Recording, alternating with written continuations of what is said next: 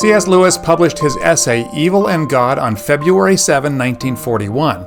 It was written as a direct response to an article by Dr. C.E.M. Joad that had appeared in the previous week's issue of The Spectator. In this essay, Lewis addresses the problem of evil, the fundamental dilemma of reconciling the existence of evil with the existence of an all-powerful and all-knowing God. Lewis wrote this essay, of course, during World War II, when Nazi atrocities made conversations about evil super relevant. Lewis offers the Christian view of the relationship between good and evil in response to Dr. Joad, who leans toward dualism. This is the general idea. Let's look at the specifics. Here's Lewis. Dr. Joad's article on God and evil last week suggests the interesting conclusion that since neither mechanism nor emergent evolution will hold water, we must choose in the long run between some monotheistic philosophy, like the Christian, and some such dualism as that of the Zoroastrians. I agree with Dr. Joad in rejecting mechanism and emergent evolution. Mechanism, like all materialist systems, breaks down at the problem of knowledge. If thought is the undesigned and irrelevant product of cerebral motions, what reason have we to trust it? As for emergent evolution, if anyone insists on using the word God to mean whatever the universe happens to be going to do next, of course we cannot prevent him. But nobody would in fact so use it unless he had a secret belief that what was coming next will be an improvement. Such a belief, besides being unwarranted, presents peculiar difficulties to an emergent evolutionist. If things can improve, this means that there must be some absolute standard of good above and outside the cosmic process to which that process can approximate. There is no sense in talking about becoming better if better means simply what we are becoming. It is like congratulating yourself on reaching your destination and defining destination as the place you have reached. Melantolatry, or the worship of the future, is a fuddled religion. Lewis begins his essay by summarizing Dr. Joad's position. Like Lewis, Joad too rejects both mechanism and emergent evolution. Once we've rejected those, we are left to a choice between two broad worldviews: some form of monotheism, like Christianity, and dualism, as seen in Zoroastrianism. So let's define mechanism and emergent evolution. By mechanism, we are talking about the belief that reality is strictly material. It's completely physical, like a machine. There's no spiritual dimension. There is just nature, no supernature. According to mechanism, human thought and consciousness is the product of material processes. There is no higher thing involved in it, just biology and chemistry and such. Both Lewis and presumably Joad understand that mechanism collapses when it runs into human thought. If thinking is nothing more than a product of chemical or electrical reactions, then we can't rely on anything that we think. Our reasoning would be just as arbitrary as the physical processes that generate it. In the context of biology, emergent evolution suggests that new properties or qualities arise from complex interactions of simpler neural processes. This would include consciousness. The theory might go like this: a single neuron doesn't have any consciousness, right?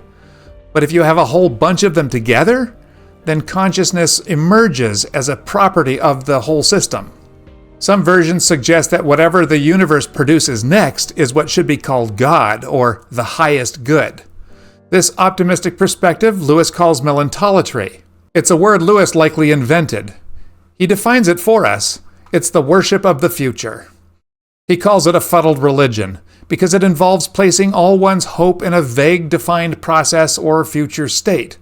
Lewis points out that this idea implicitly assumes that whatever comes next is an improvement over what came before, and we can only say that something is better if you compare it to some standard of goodness outside of the process, an absolute standard that the universe is moving toward. Without this external yardstick, the notion of becoming better is empty. So Lewis and Dr. Joad are arguing that we can't go along with either mechanism or emergent evolution to explain good and evil. These approaches are flawed. We are left then with two choices. We are left then to choose between monotheism and dualism, between a single good almighty source of being and two equal uncreated antagonistic powers, one good and the other bad. Dr. Joad suggests that the latter view stands to gain from the new urgency of the fact of evil. But what new urgency? Evil may seem more urgent to us than it did to the Victorian philosophers, favored members of the happiest class in the happiest country in the world at the world's happiest period. But it is no more urgent for us than for the great majority of monotheists all down the ages. The classic expositions of the doctrine that the world's miseries are compatible with its creation and guidance by a wholly good being come from Boethius waiting in prison to be beaten to death, and from St. Augustine meditating on the sack of Rome. The present state of the world is normal. It was the last century that was the abnormality. Then Lewis gets down to the business of the two real choices. Monotheism, which is the worldview that believes there is one good, omnipotent creator. The other choice is dualism. It posits two equally powerful, uncreated forces. One is good and one is evil. That's why it's called dualism. They're two equal forces pushing against each other. Joad has apparently claimed in his article that evil has ramped up to a new level in the 20th century. And he argued that this tips the whole argument in favor of dualism. The brutality, suffering, and destruction of the 20th century makes it difficult to believe in a single all-good God that's in control of everything. Lewis disagrees. First, he argues that things are not getting worse. This century is only worse if you compare it to just the last century. The 20th century is just the kind of century through which the majority of monotheists have lived. Lewis is saying that for most of history and for most believers, the urgency of evil has been an unrelenting fact, and monotheism, rather than being blindsided by it, has long provided intellectual and spiritual resources to grapple with it. Next paragraph. This drives us to ask why so many generations rejected dualism. Not assuredly because they were unfamiliar with suffering, and not because its obvious prima facie plausibility escaped them. It is more likely that they saw its two fatal difficulties, the one metaphysical and the other moral. The metaphysical difficulty is this: the two powers, the good and the evil, do not explain each other. Neither Ormuzd or Ahriman can claim to be the ultimate.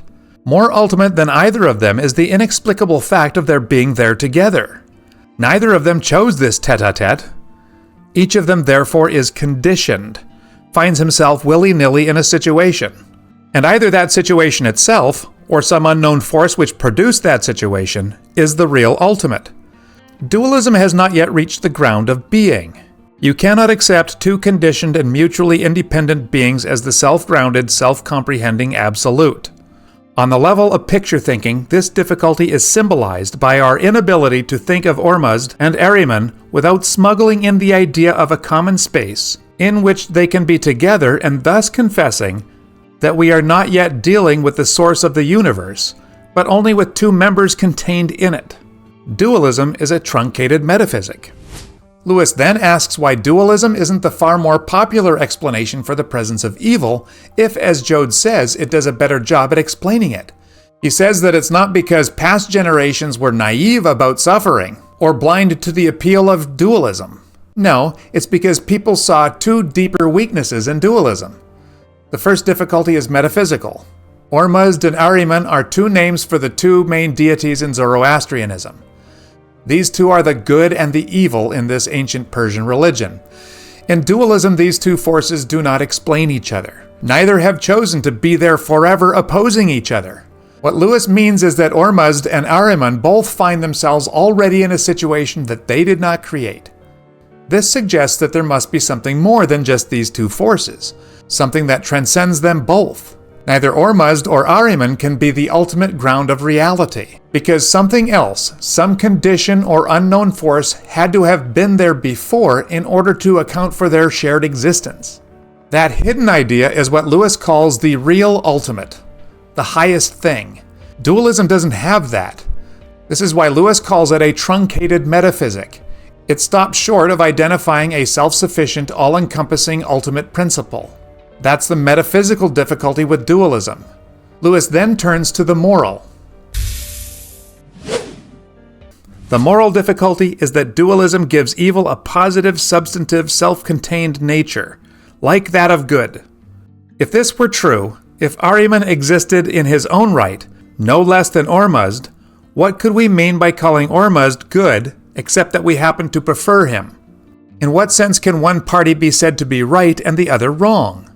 If evil has the same kind of reality as good, the same autonomy and completeness, our allegiance to good becomes the arbitrary chosen loyalty of a partisan. A sound theory of value demands something different. It demands that good should be original, and evil a mere perversion, that good should be the tree, and evil the ivy, that good should be able to see all round evil, as when sane men understand lunacy, while evil cannot retaliate in kind, that good should be able to exist on its own, while evil requires the good on which it is parasitic in order to continue its parasitic existence. The moral problem with dualism is that it gives evil an independent, fully developed existence on par with good. If evil is equally real as good is, then it doesn't matter really which we choose to do. It's arbitrary, like Coke or Pepsi. You can't really say that one is universally or objectively better than the other.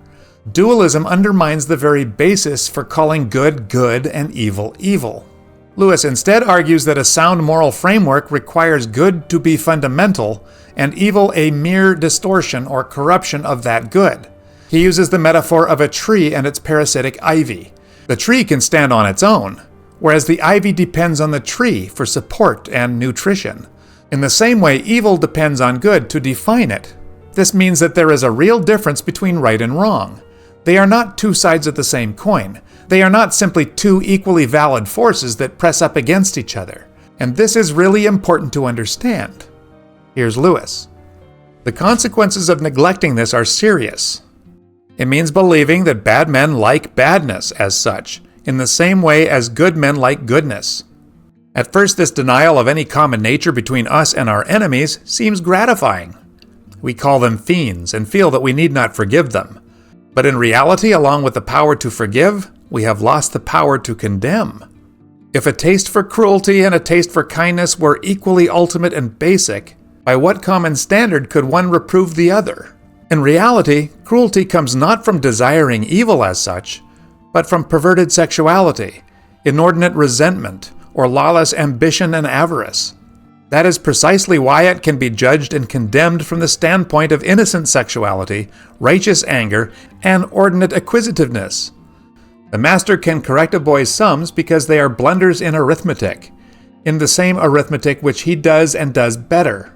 If they were not even attempts at arithmetic, if they were not in the arithmetical world at all, they could not be arithmetical mistakes. There are some significant moral and philosophical consequences in denying any inherent difference between good and evil. If dualism is true, that means that we have to think that evil men just like to do evil things. They love evil, just like good people love good things. This is emotionally satisfying. We enjoy seeing our enemies or people who are different than we are as some incarnation of pure evil. But here we enter into some dangerous territory. For one thing, we are not able to forgive such creatures. This isn't really a problem for us because we don't want to forgive them anyway. But we also lose the ability to condemn evil actions.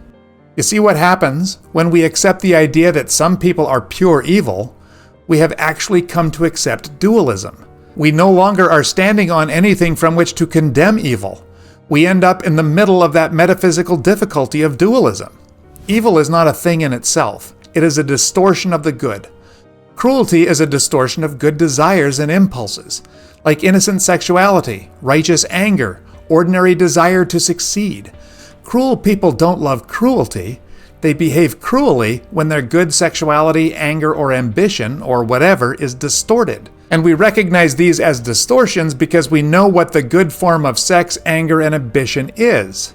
Because good is a thing in and of itself. Then Lewis does his analogy thing again. A math teacher can correct a child's faulty sums only because both teacher and child are operating within the same system of arithmetic. If the child is just scribbling on the page, you can't tell them that they made a mistake in arithmetic. In the same way, evil can be judged because it tries, in a warped, misplaced fashion, to achieve something that belongs rightly in the realm of good. This shared moral arithmetic is what allows us to judge actions as good or bad. If we didn't have this common ground, this objective good, we wouldn't be able to meaningfully say that some things are good and some things are evil. Good and evil, then, are not on all fours. Badness is not bad in the same way in which goodness is good. Ormuzd and Ahriman cannot be equals. In the long run, Ormuzd must be original, and Ahriman derivative. The first hazy idea of devil must, if we begin to think, be analyzed into the more precise ideas of fallen and rebel angel, but only in the long run. Christianity can go much further with the dualist than Dr. Joad's article seems to suggest. There was never any question of tracing all evil to man. In fact, the New Testament has a good deal more to say about the dark supernatural powers than about the fall of Adam. As far as this world is concerned, a Christian can share most of the Zoroastrian outlook. We all live between the fell incensed points of Michael and Satan. The difference between the Christian and the dualist is that the Christian thinks one stage further and sees that if Michael is really in the right and Satan really in the wrong, this must mean that they stand in two different relations to somebody or something far further back, to the ultimate ground of reality itself. All this, of course, has been watered down in modern times by the theologians who are afraid of mythology. But those who are prepared to reinstate Ormuzd and Ahriman are presumably not squeamish on that score. Dualism can be a manly creed. In the Norse form, the giants will beat the gods in the end, but I am on the side of the gods. It is nobler by many degrees than most philosophies of the moment, but it is only a halfway house. Thinking along these lines, you can avoid monotheism and remain a dualist only by refusing to follow your thoughts home. To revive dualism would be a real step backwards, and a bad omen, though not the worst possible for civilization. Lewis points out that Christianity and dualism are not in complete opposition. In Christianity, there is something that looks like dualism. There is a good versus evil thing going on in the world. The New Testament especially is clear that there are evil forces active in the world. The good is represented by Michael, the angel, and evil by Satan. So we can go this far with dualism, but only this far. You see, Satan is a fallen angel. He was good and he fell. He is a fallen angel, and that label itself shows that he is a distortion of the good. And here is the most important thing. There is something behind these two angels, the one that created them both. You can't just have good and evil, because if you do, you no longer have good and evil. You just have two different ways to go. All this talk of angels makes modern thinkers uncomfortable. It's too mythological. But accepting dualism as the better alternative is not the solution. Lewis calls dualism a halfway house. It gets us part of the way there. We modern people like to play around with the ideas of good and evil without following the logic all the way to their necessary conclusions. If we did that, we'd end up with monotheism, or at least a conception of God who stands above the battle between good and evil. In conclusion, Lewis warns that reviving dualism represents a step backward for civilization, though it's not the worst possible one. So what does he mean by that? Dualism suggests that there are at least categories of good and evil.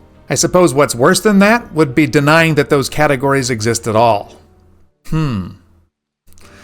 I think Lewis is implying here that a return to dualism would protect humanity from some of the extremes of modern philosophies, but it would still fall short of grappling with the deep metaphysical and spiritual reality that must be accounted for, namely a supreme ultimate source of good, which transcends and captures the essence of both good and evil.